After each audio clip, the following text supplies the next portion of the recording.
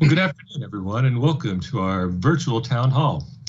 We've been doing these for a number of months now, and as I said last month, as long as you continue attending, we'll keep doing them for you to provide information. As of right now, we have over 600 people registered for this town hall, so thank you for taking the time. And we have a good cross-section of faculty, staff, and students joining us today, so thank you all for taking the time to be here. Hopefully the information is valuable for you. So let me give you a brief overview of what we're going to do today. So we have about an hour together or so. As always, we have a message from our Chancellor Reddy. He'll kick us off here in a minute and share a few words. From there, we'll go to Stephanie Hannenberg, our Assistant Vice Chancellor of Health and Wellness. Stephanie will share a few thoughts with us about COVID and the issues there. Then Greg Williams, our Director of Networks and Infrastructure in OIT, will share a few words about some of the things that are happening in OIT. And then we have our shared governance leaders with us today, something a little different. So David Weiss from the Faculty Assembly President is here. Alex Baker, our Staff Association President, is with us. And then Aidan Meadows, our Student Government Association President, is here. So they'll all have a few minutes in our program to share a few words with you.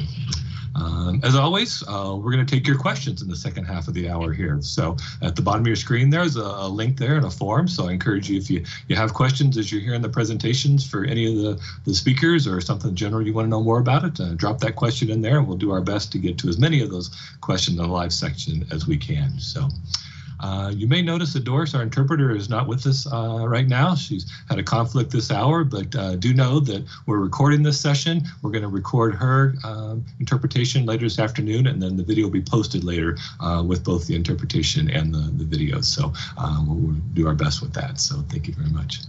Of course, I always ask you to be patient with the technology. As I say, we're getting good at this, but you never can tell what may happen. So we'll do our best to get back online as quick as possible if something happens. So be patient with us. With that, let's get started with our program. So I'd like to introduce our Chancellor, Reddy. Chancellor. Right. Thank you, Chris. Good afternoon. Thank you for joining us today for our September Town Hall. Believe it or not, we're moving into the 4th week of our return to campus. And this may be one of the most unusual semesters we have ever experienced in the university history. But life is still happening at UCCS. As I walked the campus in the last month, I felt incredible pride in our students, faculty, and staff. These times are not easy, but our campus community is truly rising to the challenges presented by the new normal. In extraordinary times, I find myself celebrating ordinary things. Our students are participating safely in sports, events, clubs, and organizations. Our campus community is going above and beyond to follow the public health guidelines issued by the state. Everywhere I walk on campus, I see mountain lions wearing face coverings and maintaining social distancing, even outside and between buildings. They're eating lunch together on the lawns, getting to know each other at events while maintaining appropriate social distance. In classrooms and labs across campus, our faculty are teaching and conducting research. Staff are working hard to support our students and faculty as they ensure smooth operations across the university. Students are using curbside pickup to purchase supplies from the bookstore. They're keeping good distance in the communal spaces of our residence halls and dining halls. I'm encouraged that our fall student club fair was just as much a hit this year as any other year. We had over 60 clubs and organizations set up at safe distances on the West Lawn over the course of the 2 days. And I heard 600 students attended the event. Just like any other year, I was pleased to host dinners on campus for the student scholars receiving Kane scholarships and the scholars who are part of the Chancellor's leadership class. Speaking with these students inspires me. It reminds me of the true meaning of the work we do every day. Despite all the obstacles they face this year, our students are 100% committed to pursuing their dreams. They told me how much they appreciate UCCS holding in-person classes this semester and how much it means that our campus community is committed to their success. In our tough moments, I hope we can all remember that our efforts help these young people to make strides in the directions of their dreams. I say this because I know we are all facing challenges. Last Wednesday, I had the opportunity to listen to over 120 voices of faculty and staff members at the campus listening and sharing session. I heard you. It's a testament to the strength and understanding of our campus that we can have hard conversations together. Our faculty and staff brought real, pressing questions and thoughtful solutions to the table. I've been working closely with our shared governance leaders and will continue to do so to find the best possible solutions. Together, using our collective insights and experience, I know that we'll emerge from these difficult times stronger and better than ever before. I want to acknowledge the hard work of every member of the Mount Lion family. I know there have been professional and personal challenges during these unusual times, challenges that sometimes feel insurmountable.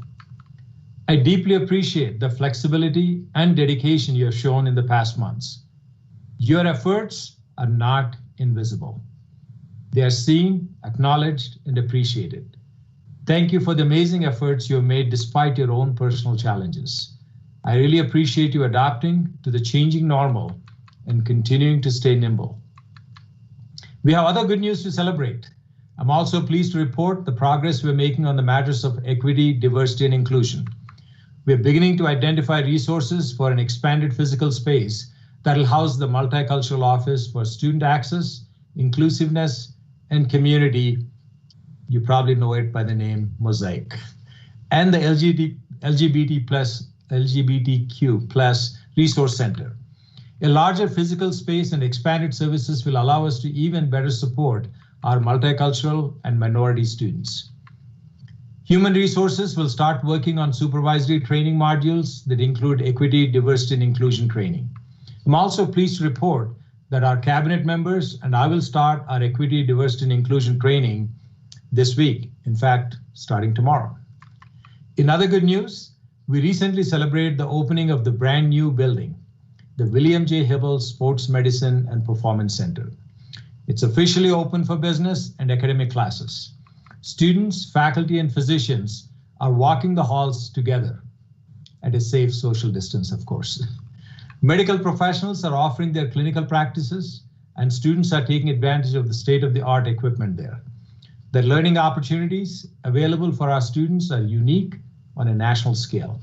I'm so excited to see how our students leverage their learning into successful careers. We have a lot of good news to celebrate. We also have opportunities to do better. Although the majority of our campus community has been putting forth a tremendous effort to follow public health guidelines, we have not been perfect. We reported our first 3 positive COVID-19 cases among students last week. I'm glad to report that the students are only experiencing mild symptoms. They're doing well and self-isolating together off campus. Through contact tracing, we learned that the students were allowed to remove their face coverings while they were still in close proximity. This incident is a real learning opportunity for us if we choose to take it. Every person on this campus, I know, has a huge heart for our students. I know that none of us wants to move back to fully remote operations. Universities across the country are reporting significant positive cases. But thanks to your tireless efforts, we're defying the odds. We have the chance to prove that we are the exception and not the rule. I know our campus is capable of doing great things because I've seen it over and over again in my 29 years of being on this campus. So I call on our entire campus community to stay committed to the 3 W's. Wear your mask, wash your hands, and watch your distance. Your commitment to following public health guidelines makes a true difference. I encourage you to keep track of our case rate using the COVID-19 Ready dashboard. The COVID-19 link is easy to find at the top of the UCCS homepage. Now, allow me to share a few more updates on the budget and personnel matters. Thanks to the efforts of our faculty and staff, including a truly tremendous campaign of personal outreach and virtual engagement throughout the summer, we slowly but steadily improved our enrollment, particularly after we announced that we're opening the fall. Thanks to all of your efforts, our fall enrollments at census came in much stronger than the predicted negative 15%, which we did back in June. At census date last week, we were only down 3.7%. It seems surprising to celebrate a negative number, but I'll tell you, this has been good news for us. This means we don't have to make any additional cuts this fall. and will thoughtfully introduce money back into the campus in several critical areas.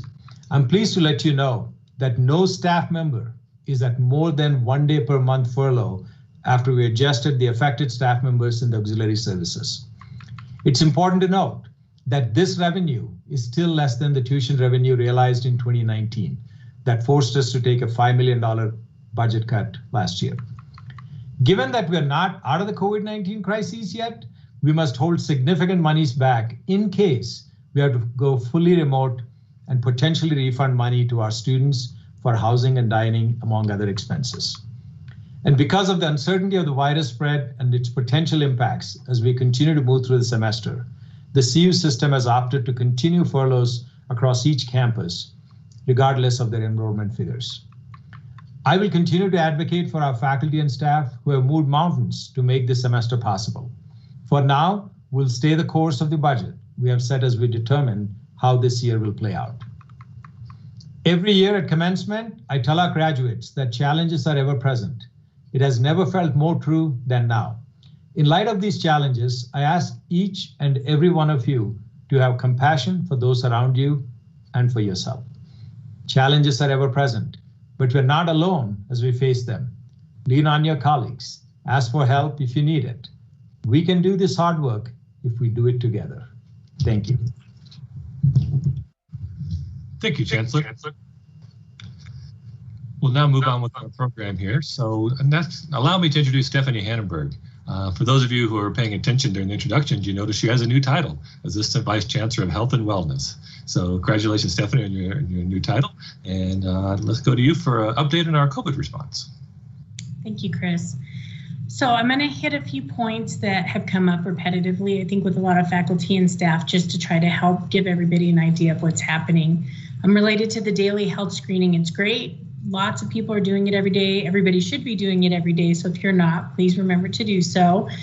We've had a few people that accidentally answered yes to some questions and then panicked about what do they do when they get that email. You can feel free to either explain that to your faculty member or your supervisor, or you can email us and we are happy to give you an email that says it's okay for you to be in class as long as you really and truly should be answering no to all of the questions. But if you do answer yes, if you have any new onset symptoms, you really and truly need to stay home and seek medical guidance. We're seeing more students that are coming to campus even with symptoms because they think maybe it's a cold or the smoke or whatever it might be that's in the air, but it's a new onset and those really and truly need to be investigated. So please remember that if you answer yes, you need to stay home. As far as testing right now, the Wellness Center continues to do testing for symptomatic students and any exposures. The reason we're doing testing on anybody that might be exposed is because if they test positive, they will be in isolation 10 days versus quarantine for 14, but you cannot test out of a quarantine. So if you were a close contact to somebody who was known to be a positive, even if you test negative, you still have to be out for 14 days. If somebody does test positive, they will be in isolation for 10 days as long as their symptoms are resolving and they've been fever-free 24 hours. The other caveat is somebody can test negative and have to stay in isolation, and that came out as a health alert last week from our health department, and that's the guidance we've been giving, that if you have symptoms and it's been longer than 48 hours, and again, if they're new onset, then we need to make sure that those individuals stay in isolation for 10 days because we know that there can be some false negative tests. So as long as we can get that in place, it will help our entire campus community. We are looking into surveillance testing. We have our rapid machine that will be coming in the next few weeks where we can get results in 15 minutes. And we're coming up with a protocol and an approach. The things that we're looking at right now is, do we do some random testing of in-person classes? I'm looking at our residence halls and then looking at a combination of doing some wastewater testing in combination with very directed testing in those areas that come back positive for possibly having COVID in the wastewater. So all that is underway. We will have an approach in place by the end of the week and hopefully have our machine in the next couple weeks. So that will be rolled out hopefully by the end of this month. Another thing I wanted to remind everybody is that if you hear that somebody might have a positive or maybe was exposed, please refer those over to the Wellness Center for us to manage. It is extremely complicated because if somebody's in quarantine and they become symptomatic partway through, their clock restarts. Any people they were around, their clock restarts, and it becomes a numbers game. So just contacting us is a great idea, as well as you can make a judgment call if you want to change your class to a different format for a short period of time, but you cannot implement a quarantine or an isolation on somebody without the Wellness Center kind of getting all that information and helping process that. And just maintaining our community confidentiality. We shouldn't be sharing names of anybody that might have been positive or is positive to protect that confidentiality. So please keep that in mind as well. And finally, I'll say for flu shots, we encourage everybody to get their flu shots this year. Faculty and staff, a lot of pharmacies are giving them. Unfortunately, we cannot have the health fair this year, but I will be checking with B Colorado to see if they plan to come on campus. But your primary care provider also has them. They are a covered thing under every insurance plan. And then for students, we will be offering flu shots starting this week and hope to have a very targeted effort with our residence halls. And the hope is that if we can get enough people the flu shots and we have a low incidence of flu, it'll make it a lot easier to manage the COVID situation as well. So with that, I will turn it back over to you, Chris. Thank you. Thanks, Stephanie. Questions are flying in. There's a lot of health-related questions, and we're done with the presentation, so I'll get in touch with a few questions. So thanks. So now let me introduce Greg Williams. He'll talk about some updates being made by the Office of Information Technology. So, Greg, take it away. Thanks, Chris. I'm going to talk about two apps. One is actually the daily health assessment app that we would like you to take that Stephanie just talked about. The health assessment app is located at uccs.me/healthcheck. The app allows you to choose which group you belong to, whether that is employees, students, or visitors. If you are an employee or a student, the app will log you in and display your name and employee or student ID information. The app will ask you a series of questions based off the CDC guidelines to determine if it is safe to come to campus. All campus community members should be taking this assessment daily if they are coming onto campus. And if you're a student that lives in housing, you should take the assessment before you leave your room. The app will send you an email indicating if you are allowed to come to campus that day. If you are approved to come to campus, your email will indicate this in a large green highlighted text box along with the date. If you are not allowed to come to campus that day, your email will indicate this in a large red highlighted text box along with the date, and also provide you further instructions on how to seek care from a medical provider or instructions on how to contact the Wellness Center if you are a student. You may be asked by members of the campus community, such as faculty or service organizations like the OIT Help Desk, to show your email for that day to show that you have attested to your current health status. The other app that I would like to talk about is the UCCS mobile app. We would like all of campus community to download this app as there's information on there for everyone. It is available on the Apple Store, App Store for iOS devices, and the Google Play Store for Android devices. And it's currently available for prospective and current students to get information about campus and to interact with various systems across campus. Student life, orientation, faculty assembly, and advancement have all worked on this application together in its various stages of development. The prospective student persona allows you to view a virtual campus tour, get information on housing and dining services, academics, financial aid, admissions, and more. The current student persona is a much more interactive persona that allows you to interact with Canvas, access email, access your student portal to view grades, access financial information, register for classes, view campus maps, access our new mobile ordering system for dining or mobile queuing system, and get information on many other services across campus. We also have another persona coming up, which is the faculty and staff persona. This will be available in a couple months, and it will also be integrated into the portal and other systems across campus. So it is one app to view many different services across campus. The app is updated frequently with new integrations from all over campus. And again, we would like every member of the campus community to download that app. Chris, back to you. Thanks, Greg. So we're going to open the floor up to our leaders from our shared governance bodies. So each of our shared governance presidents will reflect briefly on the start of the academic year and share some updates on what they hope to accomplish in the upcoming years. So let's kick it off with Professor David Weiss, the Faculty Assembly President. David. Hi. Yeah, many of you know me. I'm David Weiss. I'm faculty in the Department of Chemistry and Biochemistry, and I'm the Faculty Assembly President this year. So, you know, this is your voice for the faculty to talk with the administration, and we're really active, engaged, and as the Chancellor had mentioned, we just had a listening session last week. So I think that was a great start to the academic year, which is a fantastic idea to hear from faculty and staff about some of the issues they're having. We are really engaged.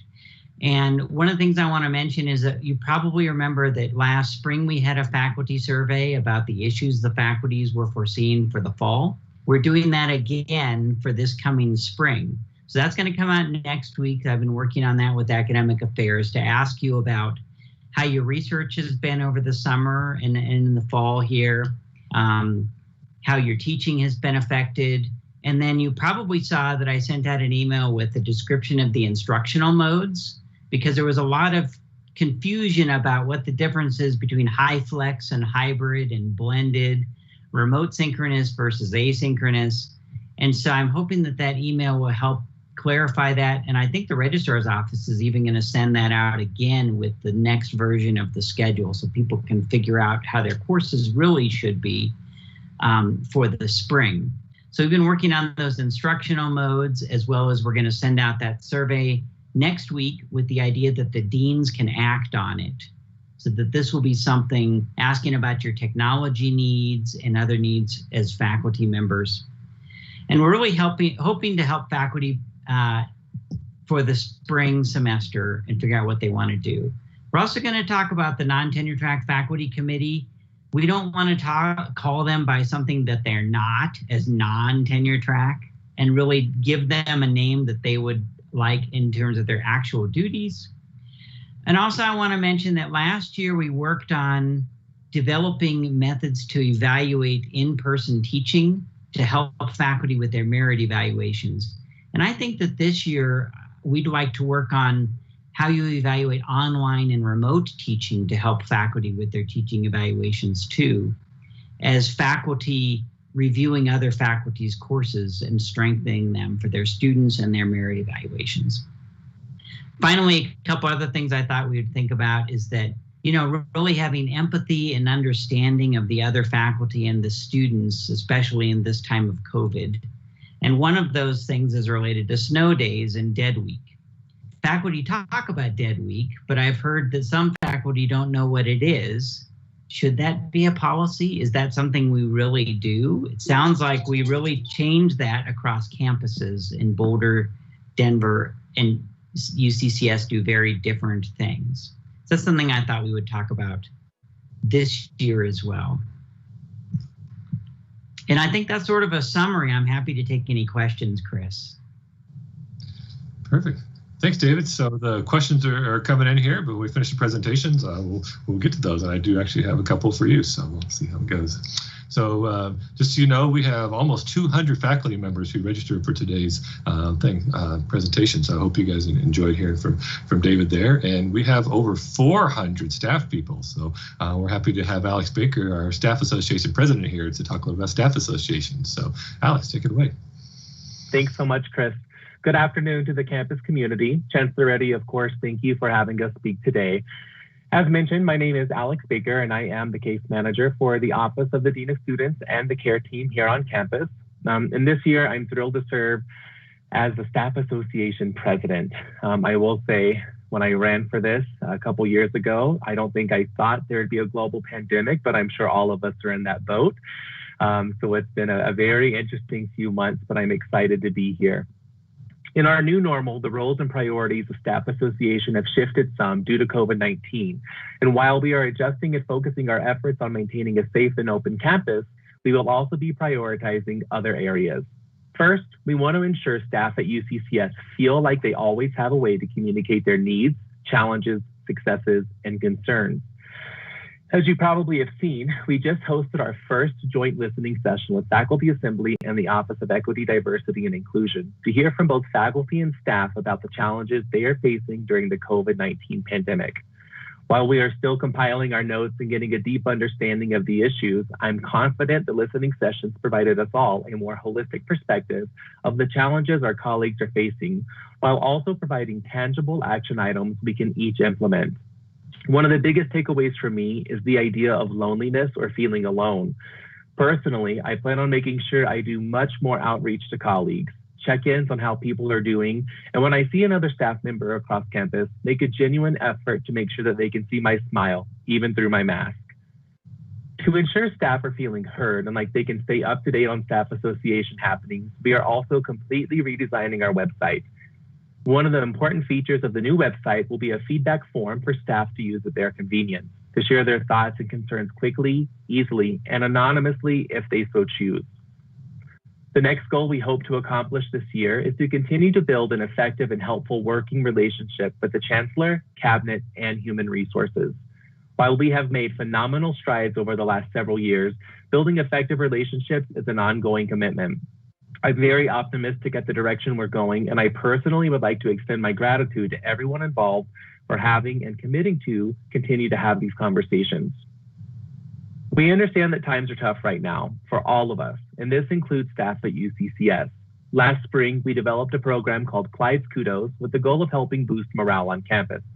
In just 8 months, we have seen over 300 individual kudos written across campus. The exciting part about this number is it doesn't take into account teams, departments, or even kudos that thank several people. When you factor all of these things in, more than 750 individuals have been celebrated. While the program was designed and intended for staff here at UCCS, we've noticed staff recognizing faculty and vice versa. We will proudly continue to accept kudos for faculty or staff on campus, as we know it's important to be recognized for the hard work we're doing, regardless of our titles. The last thing, but certainly not the least, that we aspire to do is to continue to push diversity, equity, and inclusion efforts to the forefront of what we do. Last year, we created the Staff Pride Committee, which focuses on supporting and including our LGBTQIA+ community on campus. This year, we are currently working on a Women's Committee, as well as looking at an overarching Diversity Committee, 2 areas we know we can be supporting further.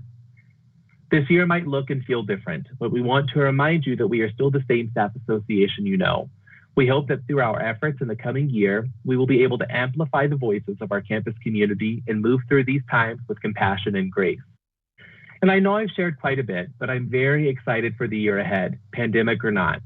In conclusion, I want to encourage each of you to remember that we are truly all in this together. Remember that we are all navigating challenges that might be invisible. I know these times are hard, but I also take faith and pride in the incredible efforts our faculty and staff made to ensure a safe return and semester at campus. Whatever the future holds, I'm confident that as long as we each act with courage, extend buckets upon buckets of grace, and choose kindness everywhere we go, we will be making UCCS and in turn the world a much better and kinder place. Thank you. Chris, back to you. Thanks, Alex. So now we'd love to hear from Aiden Meadows, our Student Government Association president. So Aiden, wrap up the presentation part for us here. Saving me for last. Hi, my name is Aiden. I'm the Student Government Association president on campus, and a lot of the efforts that I'm going to talk about today will also include things that my vice president, who's not here today, her name is Rachel Cowles, and so a lot of these have been joint efforts from the both of us that we're taking on through our approach to this year. And so SGA this year has taken a two-pronged approach to what we're trying to accomplish this year. And so the first of those is a look at how we operate internally. This is something that we've been looking at for a long time. And so within the organization, how we communicate to students, faculty, and staff, how we represent ourselves, and how we operate within ourselves and communicate within SGA as well. Second thing that we're taking on is an external approach, this being a very student-focused approach and taking on a more grassroots look at how to solve problems, finding them, and continuing on throughout the year from there. And so first I'll talk a little bit about how we're changing up our internal operations to better support the students there as well. And so this began this last year when Rachel and I were running for this position before the pandemic hit. And so this began with our club funding cleanup process that has so far been looking much better and a much easier process for clubs to apply for funds through our club funding, the Student Government Association's funding process. And so we've been looking at things like that and combing through every process that is confusing to not only outside community and student members, but also just SGA members as well, looking at anything that is convoluted or unnecessary and making changes of it to make it a much more streamlined process. A lot of these issues have been pretty pervasive ones for a pretty long time, but they often were just neglected and pushed off. So Rachel and I have taken it on this year, since now we're having such an online presence, to take a look at how we operate internally and to make that a much more efficient process. Speaking of our online presence, another thing we're working on internally is our advertising communication with students. And so our entire presence online, being through our website, our social media platforms, or even just how we are emailing and communicating with students, is all being revamped. And so we are looking at new campaign and logo designs. We are looking at different member apparels and really trying to change up how the students perceive us a little bit so that we're a much more approachable group to students across campus. And this is really going to tie into things that we're doing externally as well, and how we're communicating with students and how we're trying to hear out and solve their problems.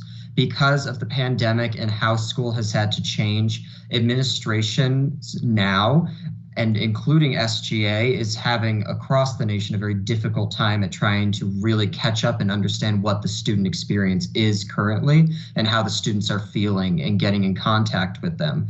And so it's really our job as the Student Government Association to be that bridge that connects students with administration, relays some of the issues and frustrations that they may have so that we can all work together as the governance groups in order to solve a lot of those problems.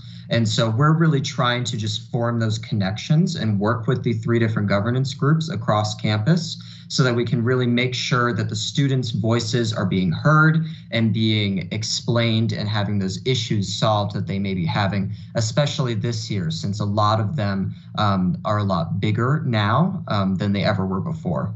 And so we're really focusing on, and specifically, now that we're moving into a world of online classes and COVID and following guidelines, my vice president, Rachel, is working on an anonymous reporting system so that students, if they're feeling uncomfortable or in case guidelines aren't being followed, but don't want to directly talk to faculty or staff about it, this is something that students could anonymously report, and then it would be sent out to the proper people there. We're also going to be running and looking into a few student forum groups. You heard from the other campus governance ones that they were doing some faculty and staff forum groups. And so we're taking a look at trying to get some students together as well in order to just hear more en masse what their issues that they're having right now are. And so we're also hearing them through emails, through our website, through our social media as well. I've been pretty active in the parent Facebook groups that are out there. There's been a lot more popping up, and so I've been trying to address concerns and answer questions in there. As well as Rachel and I have just been pretty active across campus in different clubs and community groups, and really just trying to stay as connected with students as possible. And so that is the summary as to what SGA is looking at and trying to accomplish this year.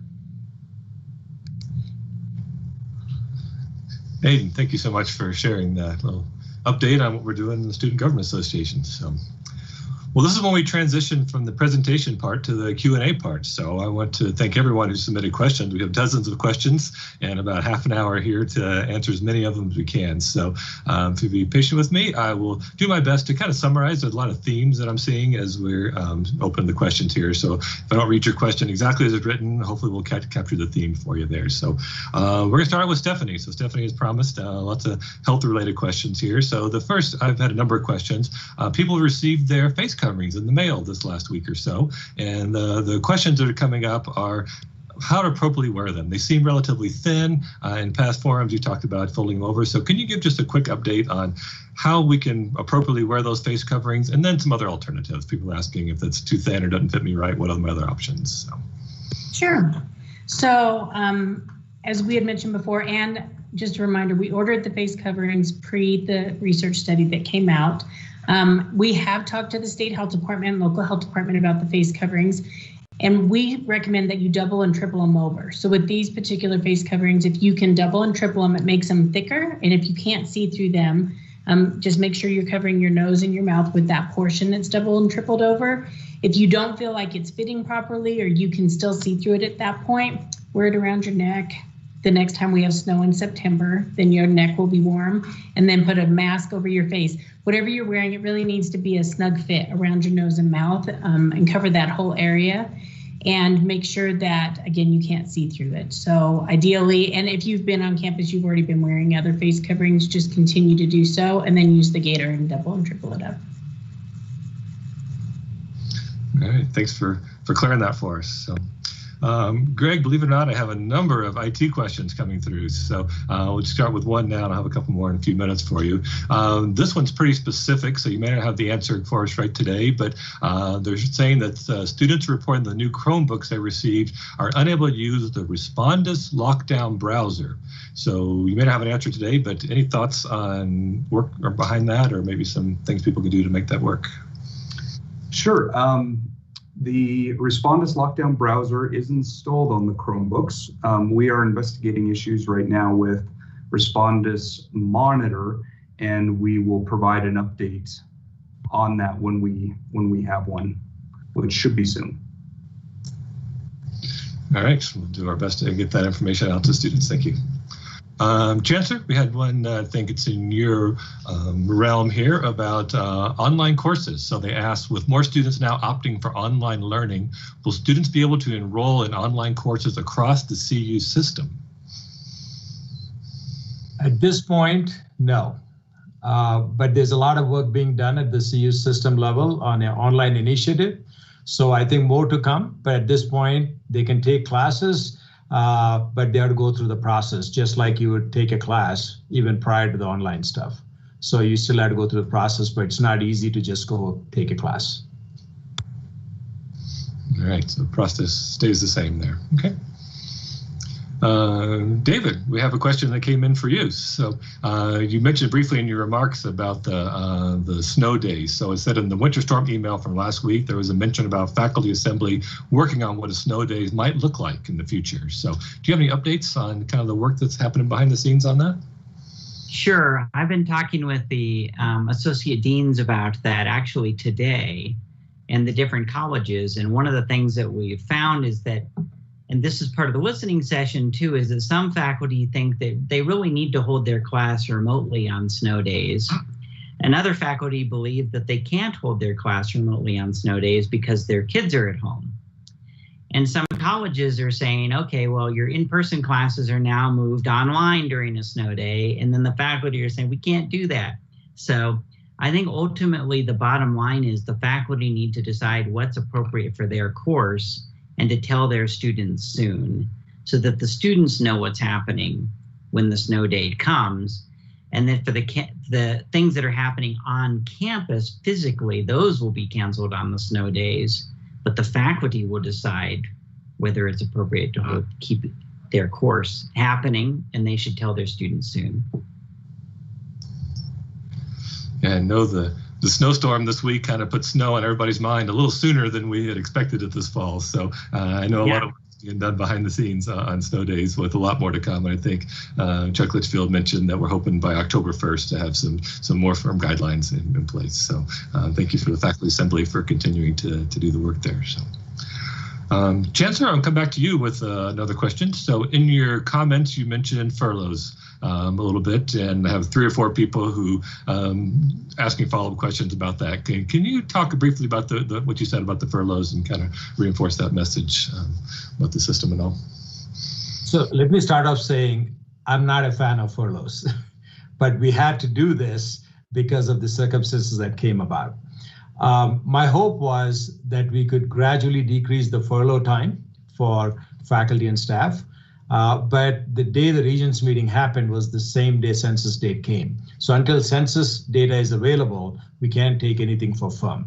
So we hope to take this forward to the Regents in November and work through the president, because furlough days also have the negative effect of faculty and staff are not available to work on those days. That means work also gets impacted. So we will continue to make a case. My hope is we'll be able to reduce those and hopefully gradually eliminate those over time. But it's not happening right now. You'll know more in November. Perfect. Helps clarify that. Thank you.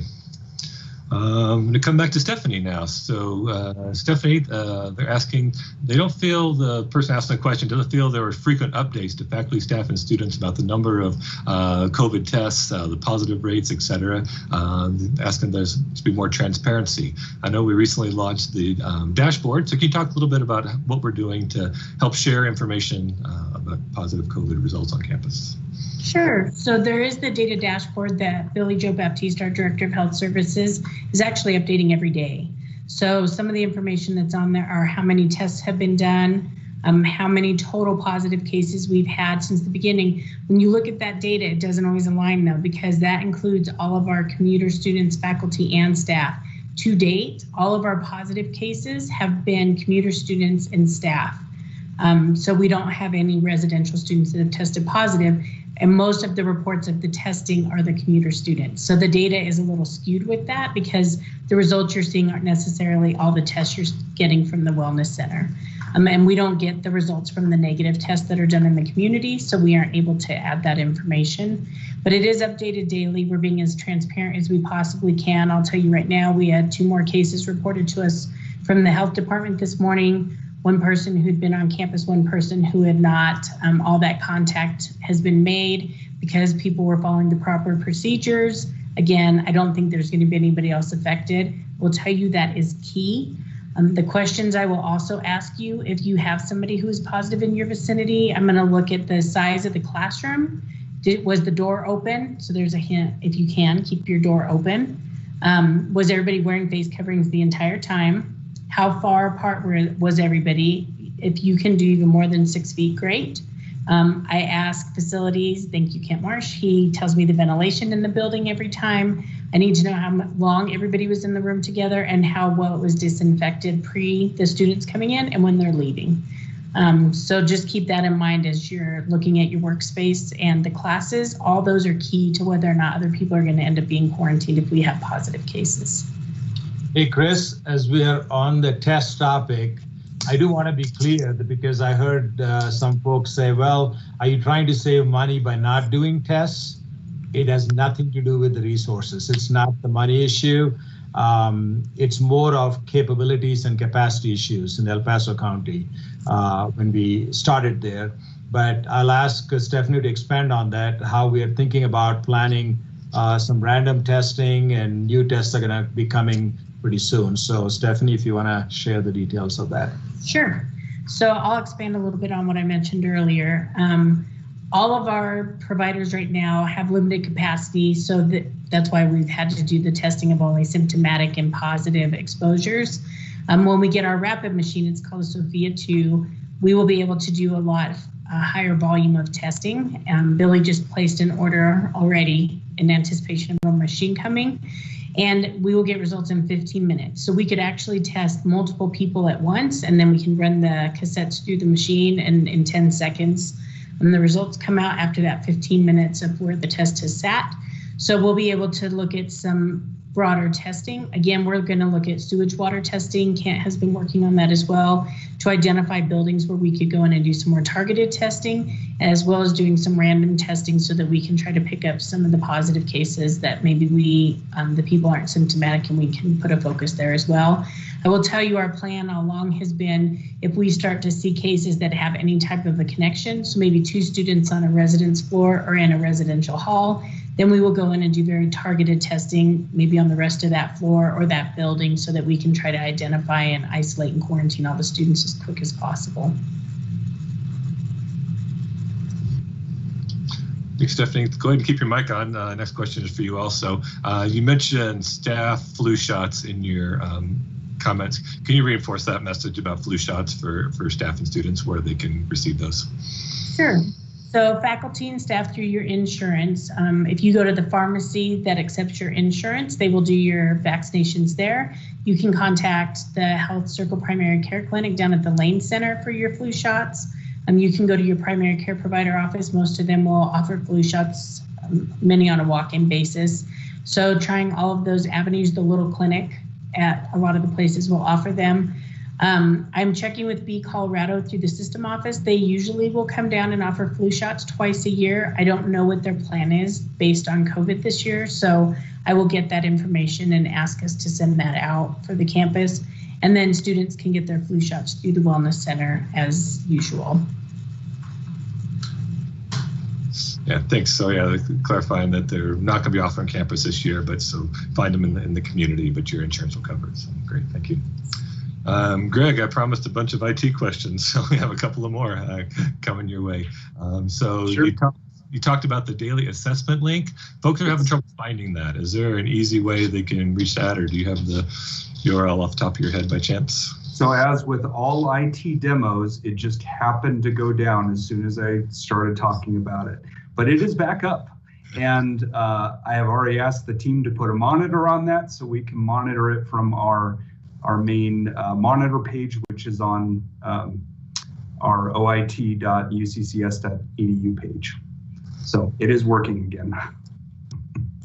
All right, and where do they find that? It's on the homepage? uccs.me/healthcheck. And that will redirect you to healthcheck.uccs.edu.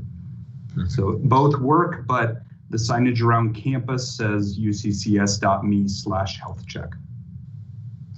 We always put a quick summary of this meeting in the newsletters, so I'll make sure that we put those links in there as well. And Greg, while your mic is on, they're asking, what is the app that we can download to our phones again? So the campus app with the different personas, to remind us the name of that, if they go search on the App Store. Yes, it is called UCCS Mobile. All right, so look for UCCS Mobile in the App Store, and I can help you out with this. All right, Chancellor, we'll come back to you for this one. So it says, seeing the strong enrollment numbers and so many faculty positions being filled, when can we expect staff open positions and promotions to be fulfilled again? So as you recall, when we went through this process, we created a position review committee through which the positions were coming, and you're going to see more positions be approved than we have anticipated because of the relief that the enrollments are given. So absolutely, we really did not slow down any of the faculty positions because we do need the instruction capacity, but staff positions, yes. But I think you're going to start seeing that more will be released. Absolutely. That's great news. All right. Alex and Aiden, we didn't forget about you guys. Questions are coming for you. So we'll start with Alex. So Alex, they say in the recent campus listening session, faculty and staff shared that taking a vacation day or a break doesn't feel effective because their work kind of builds up as they spend time away. Thoughts on pushing for a culture for real work-life balance? You had a few comments during the listening session, so I'm curious if you can share a few of those with us. Yeah, I think the easy answer here is to set really good boundaries with yourself and your team and your supervisor, and then make sure you explore what those boundaries look like with all of the people mentioned. A good alternative is, if you do an away email, really specifying in your email that you will likely need some extended time to respond. I do know Staff Association is looking at ways to mitigate this, and I think I heard David earlier say something very similar. But I want to acknowledge that sometimes boundaries aren't always easy to achieve, and especially right now. As everyone is aware, we're living in a global pandemic. As everyone might not be aware, we are also living in a time really of heightened awareness of systemic racism, and especially anti-Black racism and economic precarity, which have compounding effects on all of our current circumstances. So it's really important to note we are living in an extraordinarily stressful time, and especially for people with marginalized and minoritized identities.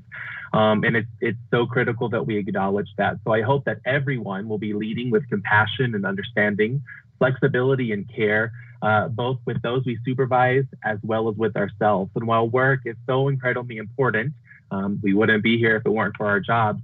Our safety and our health, which includes physical, mental, and emotional health, those are all prerequisites to us working.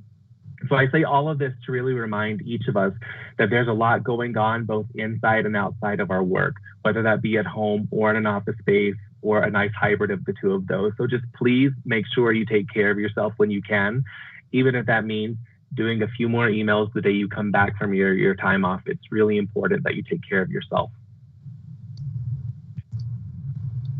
Thanks, Alex. Appreciate that advice in these challenging times. So thanks. Aiden, we have a question that I believe that you can help answer. So it's from a student perspective. So it says, are the current strategies promoting mask wearing and social distancing working for our students?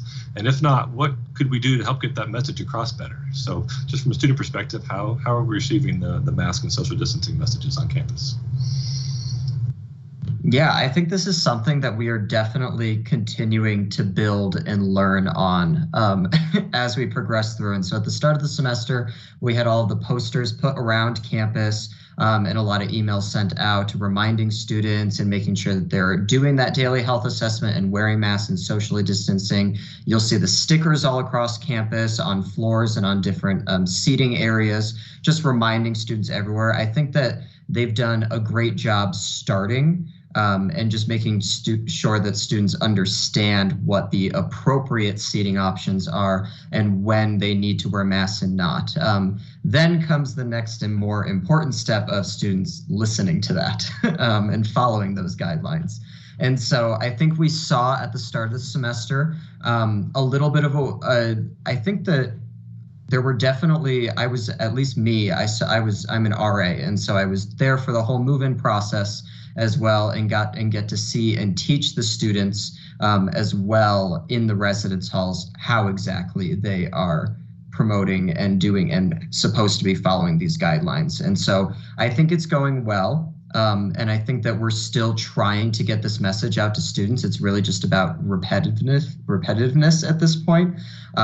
And so you'll see a lot more efforts coming out. Student Life is putting a whole new campaign of why should I wear a mask that a ton of students are taking a part of and being asked to. I am filming my video for that later today in order to be a part of that campaign. And so we're constantly reminding students about the needs for this and making sure that we're just staying up to date with those health guidelines as well. And so finally, I just asked, stay safe and wear your mask.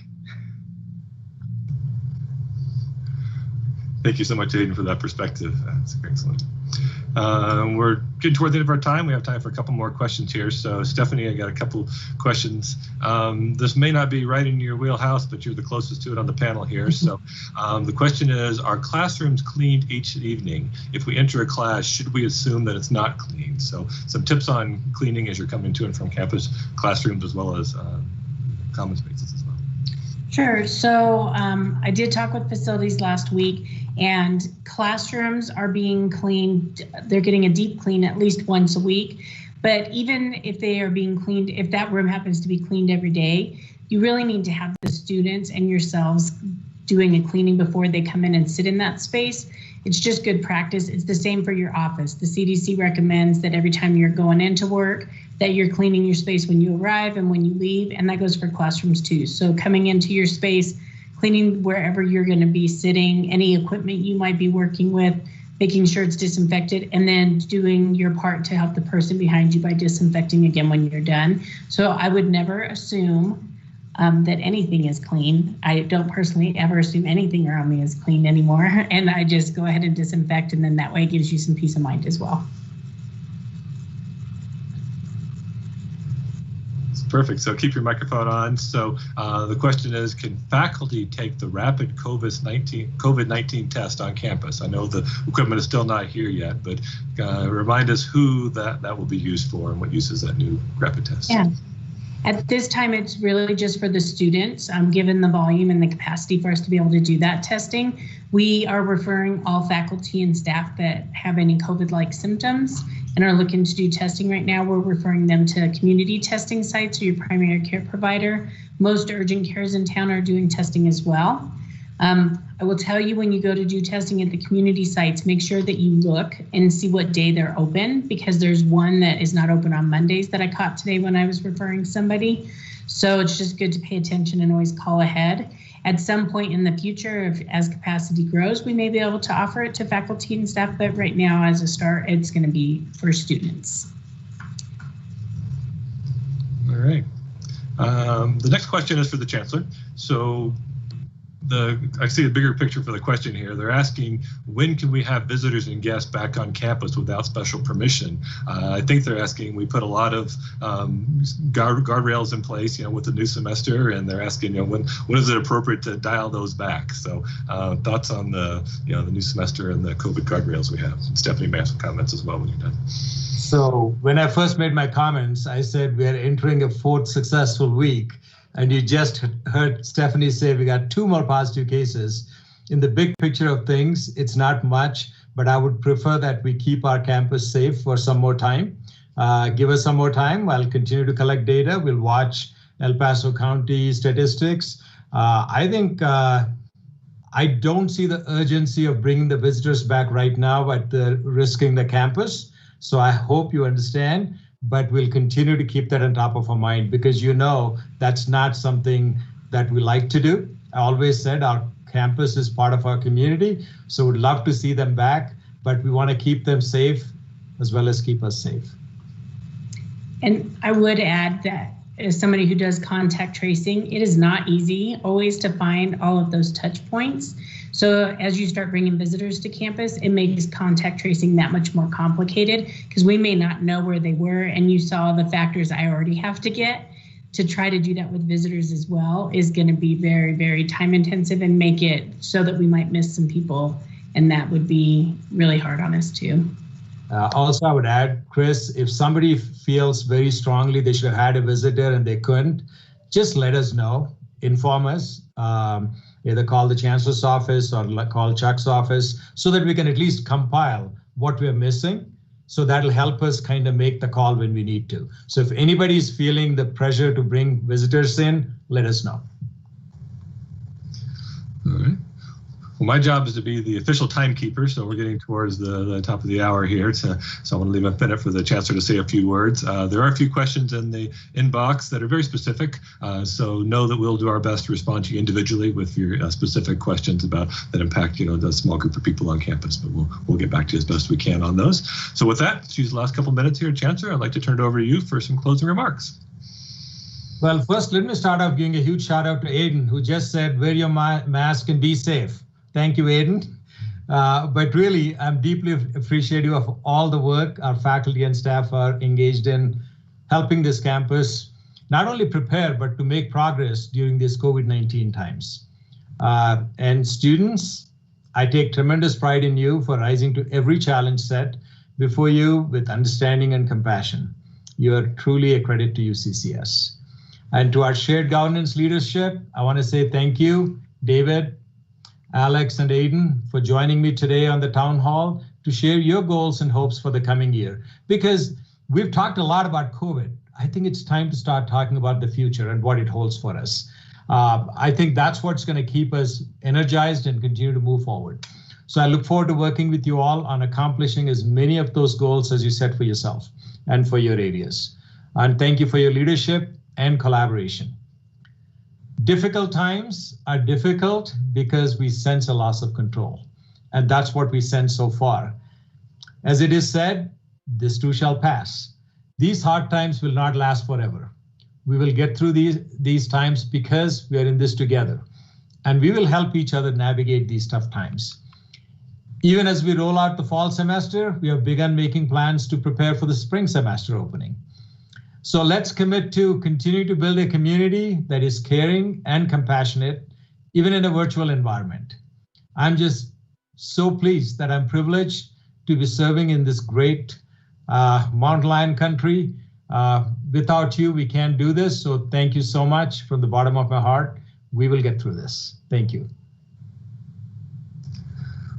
All right. Thank you so much, Chancellor. And again, thank you to all of our colleagues who joined us today. So with that, we're going to conclude the September Town Hall. We look forward to seeing you all here virtually in October. Have a great afternoon. Bye-bye.